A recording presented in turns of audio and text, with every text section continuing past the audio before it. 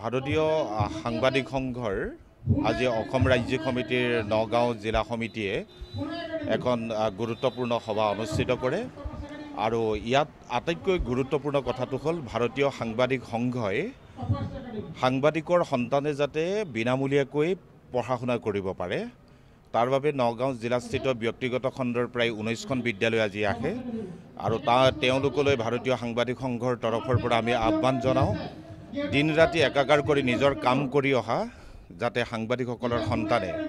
ব্যক্তিগত খণ্ডৰ বিদ্যালয়সমূহত উচ্চ শিক্ষাৰ বাবে বিনামূলীয়াকৈ শিক্ষাদান ল'ব পাৰে আৰু গুৰুত্বপূৰ্ণ কথাটো হ'ল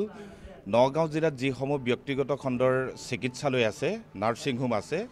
সেই নাৰ্ছিং হোমসমূহে যাতে সাংবাদিকৰ যদি কেতিয়াবা গুৰুতৰভাৱে অসুস্থ হয় তেওঁলোকৰ বাবে যাতে চিকিৎসা বিনামূলীয়া হয় সেই তাৰ এটা বিশেষভাৱে আপিল কৰা হয় আৰু নগাঁওস্থিত ব্যক্তিগত খণ্ডৰ একাংশ নাৰ্ছিং হোমে সেই কথাত আমাক সহমত প্ৰকাশ কৰে আৰু আমি ভাবোঁ যে ভাৰতীয় সাংবাদিক সংঘৰ এয়া এক বৃহৎ সফলতা আৰু অসম ৰাজ্যৰ সাংবাদিকসকলৰ বাবে এই এটা সুখবৰ কেৱল নগাঁও নহয় অসমৰ শদিয়াৰ পৰা ধুবুৰীলৈ ভৈৰৱকুণ্ডৰ পৰা মেন্দি পথাৰলৈ প্ৰতিখন জিলাতেই আমাৰ সাংবাদিকসকলৰ সন্তানে বিনামূলীয়া শিক্ষাদান আচলতে কৰিব পাৰিব লাগিব তেওঁলোকে বিনামূলীয়াভাৱে পঢ়া শুনা কৰিব পাৰিব লাগিব আৰু সাংবাদিকসকল যাতে অসুস্থ হ'লে বিনামূলীয়া চিকিৎসা তেওঁলোকে লাভ কৰিব পাৰে